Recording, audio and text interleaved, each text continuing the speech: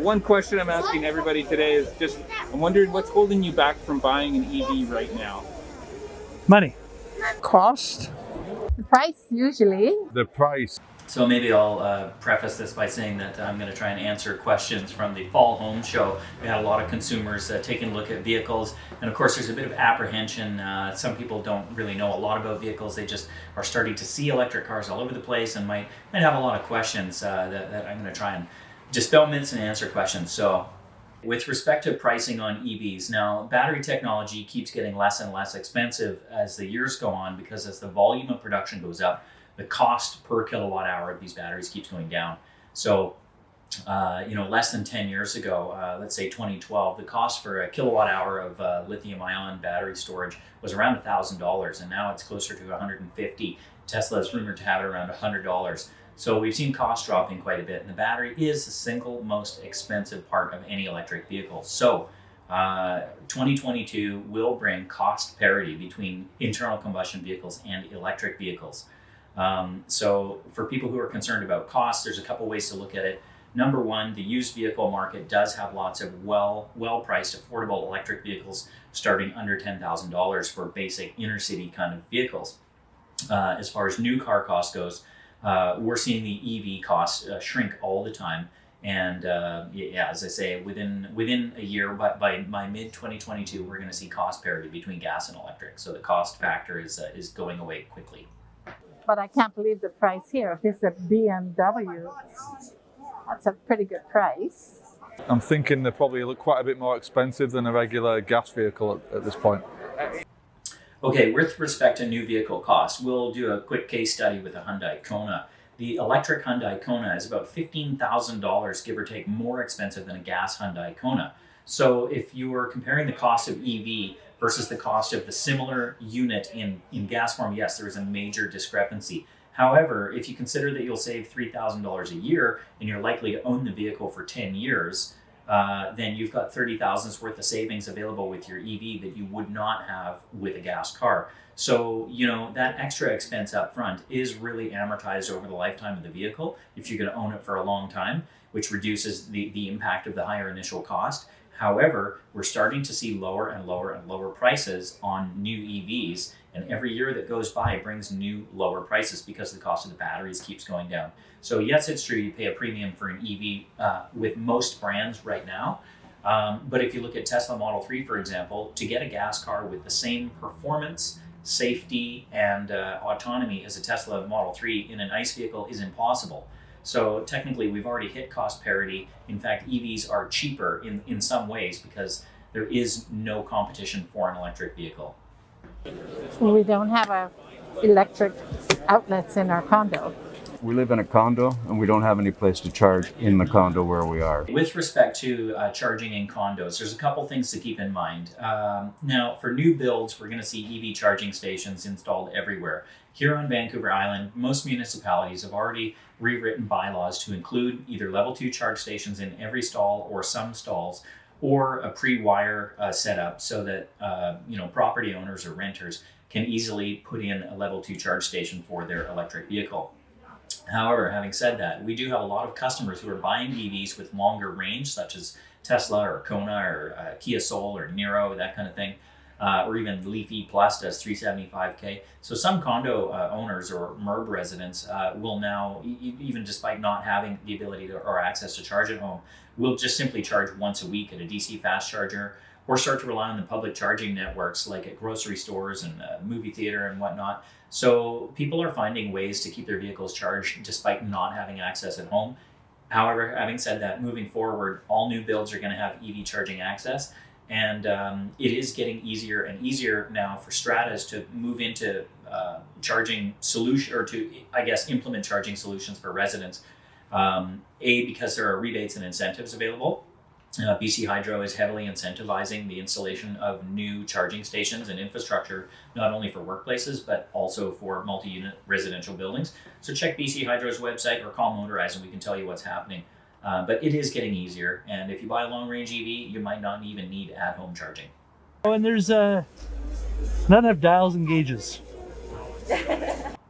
If you look in a Tesla, you're going to notice that there are very few dials and very few gauges. In fact, It's a super simple and clean slate kind of design with almost no inputs other than the digital stuff. However, if you look at a Porsche Taycan or an Audi e-tron or a Mini Cooper electric, you are going to find, I was going to say hundreds, but you'll find dozens of controls that are made to feel like you're in an internal combustion car. So legacy car makers know that their consumers really like to feel like they're still at home, still driving their old brand, even though they're driving a new technology electric vehicle. So many legacy manufacturers have thought about that and have included all sorts of old school stuff to make you feel comfortable at home. For example, the Ford Mach-E Mustang has a gigantic knob in the bottom of the screen. And it looks like a Tesla screen, but they left the knob in because they know that the 50+ crowd really likes to have a knob to turn up and down. So the manufacturers are trying to leave buttons and knobs in place for people to feel at home if that's their gig.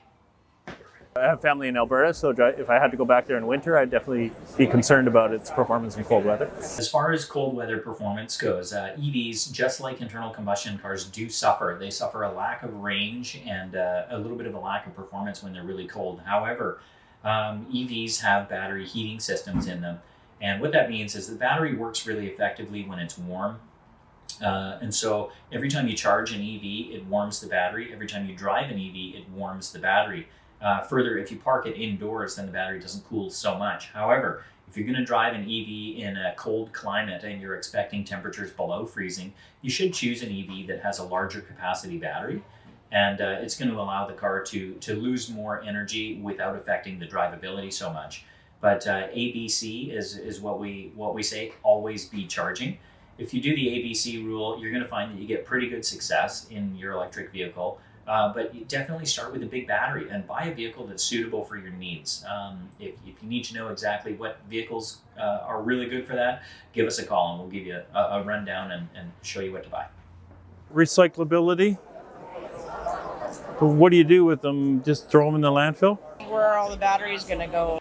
That is a fantastic question, and we get that question a lot. It's a wonderful question because consumers are probably aware of the difficulty of recycling little batteries. So for example, if you have a cell phone and it's been run over by your partner in your driveway and is now garbage, can you throw it out? No, you can't throw it out. It's got a battery and a bunch of minerals and components in it that should be recycled. And it's a little bit difficult to recycle the small stuff because it's not like you can put it in the blue bin and recycle it at the curb. However, Best Buy and anywhere else that sells electronics and whatnot will take these things back. So will most recycling centers.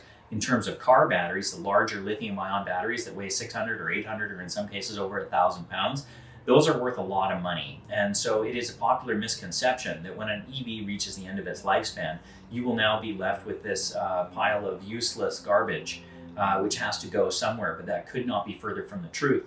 Even a spent Nissan Leaf battery that's 10 years old with 200,000 or 300,000 kilometers of use on it still has a scrap value of over $3,000. I would know this because I sell them. So the material value within a used electric vehicle battery exceeds the actual scrap value because all of the minerals and elements that are used in the production of that battery and contained within itself can be removed and refined and turned into raw ore grade materials or the kind of stuff we need to make new batteries. And doing so, recycling these old batteries produces the end goods that you're going to need to make new batteries for less money than it costs to pull the materials out of the ground. So Tesla and other automotive manufacturers are now looking at recycling as a super meaningful way to access the materials required for new builds, and it's going to save them money. So the value of these old spent batteries keeps going up over time at a pace similar to the increase in value of the new materials we have to pull out of the ground. And as energy, like diesel, costs more and more money, it costs more to get the stuff out of the ground. And every time we see a cost increase in fossil fuels and excavation and processing on new materials, the recycled proposition gets better and better and better. So they're not going to landfills, they're not getting wasted. And after those materials are pulled from the ground and made into batteries, they are able to be used for batteries in the future, 20 or 30 years down the line. Once they're out of the ground, you can recycle them forever. And I also disagree with all these funds the government's handing out in that. So until electric cars can stand on their own without subsidies, forget it. Okay, with respect to EVs standing on their own without subsidies, they already do stand on their own without subsidies. Now, in the beginning, I think subsidies were really, really critical to get people into lower cost electric vehicles, and subsidies were a critical component. I don't think EVs would have taken off as well as they had without subsidies. However, in 2021, we've got Tesla Vancouver alone. They're selling maybe somewhere around 130 to 150 cars every day. And 2/3 of those cars are too expensive to qualify for government subsidies. So they're not really costing the taxpayer any money. There are no subsidies on cars over $57,000, and a lot of EVs are well over $57,000, including Mustang Mach-E and some top trim Polestars and Tesla's, Audi e-tron, Jaguar I-Pace. There's lots of EVs that are well beyond the price cutoff for subsidies. Now, it stands to reason also that the taxpayer is not on the hook for these subsidies right now to any great deal, because 95% of the EVs that are currently on the market are actually not available and not in stock at dealers and not available for purchase. That includes Nissan Leaf, Hyundai Ioniq 5, Hyundai Kona, Kia Soul, Jaguar I-Pace, Volkswagen ID4, Mini Cooper Electric. None of these are in stock at any of the dealers. And that means that people can't purchase them. When they do come in, 2 or 3 or 5 at a time, it's making a very small dent, a very small impact on taxpayers because they're sold in such small quantities. But the real sellers right now are Tesla long-range models, unsubsidized. So they definitely already stand on their own. What I would love to see them do is build a dedicated car for the city, because that's where the electric car will work the best. We already have that. The Smart Electric has been available for a number of years now, and they're available on the used market in between $10,000 and $12,000, so well below the cost of the average used internal combustion vehicle. We also see Nissan Leafs around, the first generation stuff. They started around $6,000 for a 2011 or 2012 model. So affordability is definitely there, and these are just inner city cars. They're not meant for travel, but they're perfect for somebody who just needs to run errands in and around the city. Easy, low cost, fully electric cars. What's holding you back from buying an electric vehicle today? Nothing. I own one. Oh, there we go. I should ask you that first. Okay, cool. Thank you. All right. Yeah. This is a nice little car, this one. I definitely want to move into this for sure. This is definitely our next step in the next year or two. It's just better for the environment, and I think it's going to be better on our pocketbook as well.